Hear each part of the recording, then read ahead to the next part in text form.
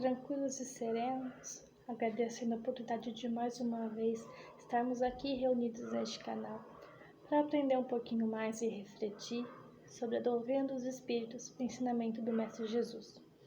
O tema proposto para esse vídeo palestra é Carnaval. Isso mesmo, essa data que muitos adoram, comemoram com alegria, outros já não gostam tanto, acredito que é uma data que nem devia ser comemorada.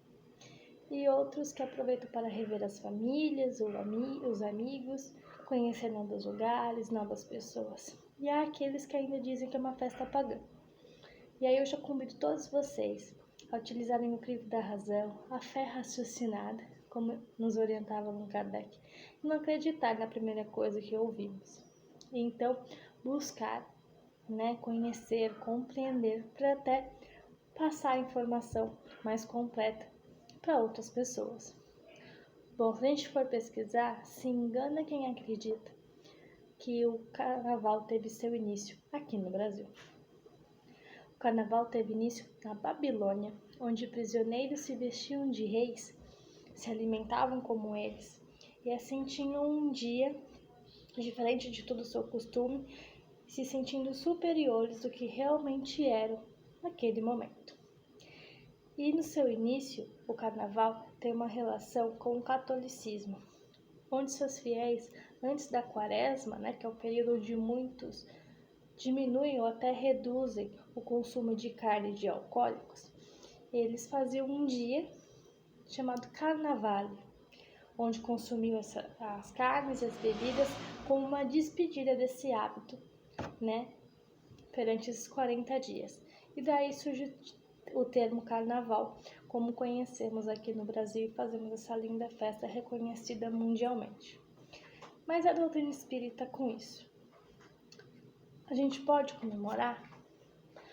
O espírita, o cristão, deve comemorar o Carnaval? Como é que acontece? O que a gente faz? Bom, primeiro a gente tem que lembrar o que o apóstolo de Paulo, em Coríntios, capítulo 6, versículo 12, diz: que tudo me é permitido, mas nem tudo me convém. Tudo me é permitido, mas eu não deixei que me domine. E com isso a gente começar a refletir que nada é proibido para nós, porém que façamos da melhor forma possível, sem deixar-nos dominarmos, e que tenhamos a sabedoria para diferenciar o que é certo, o que é errado, o que é bacana eu realizar, o que não é tão bacana assim. E isso, esses dizeres do apóstolo Paulo, devia ser para nós uma regra de conduta moral, não só nos dias de Carnaval, mas em todos os dias do ano. Mas pensando na grande festa, não deixa de ser uma grande aglomeração. E como a gente sabe, todo lugar que reúne muitas pessoas, reúne-se ainda muito mais espíritos, pois os habitantes do lado de lá são muito maiores do que os habitantes do mundo de cá. E pensando na parte da ciência, como a doutrina espírita também envolve, sempre nos diz, a Covid. Ela ainda não acabou. Estamos todos vacinados, mas ainda há o risco da contaminação. Então acho que a gente tem um cuidado a mais nesse momento de comemorar, pensando na saúde nossa e do próximo. Tenhamos esses cuidados. E lembrando que tudo tem seu início no pensamento. Todas as ideias que você demorou, as ações que você demorou para ter coragem para um dia realizar, um dia ela foi simplesmente um pensamento. E os espíritos se aproximam de nós através dos nossos pensamentos, por essa sintonia. Então, como é que está meu pensamento? Tá bacana? Espíritos de luz vão estar ao meu lado. O pensamento ali deu uma caidinha, não tá tão legal assim. Eu vou aproximar de mim espíritos com padrão vibratório menor. E basta uma distração para que esses espíritos se aproximem de nós. E se nós formos buscar no livro que é o Espiritismo, no capítulo 2, item 62, nos diz o seguinte: do mesmo modo que as comunicações inteligentes são devidas à fluídica do espírito sobre o médium e é preciso que o fluido desse se identifique com o daquele, a facilidade das comunicações depende do grau da afinidade estabelecida entre esses dois fluidos. Então, o que foi? É isso que eu quis dizer, né? É tudo pensamento, é tudo por sintonia. Então, a gente vai trazer para perto de nós, chamar para perto de nós espíritos conforme estão os nossos pensamentos. Daí a importância do orar e vigiar sempre e sem cessar. E orar e vigiar ainda mais nesse período de aglomeração e de grandes festas, porque todo mundo deixa ali cair um pouquinho o padrão vibratório, dá uma distração e nisso chama para si mesmo um padrão vibratório menor, um espírito de luz de um padrão vibratório mais baixo. E a gente tem que pensar também nos espíritos que a gente tem algum desafeto.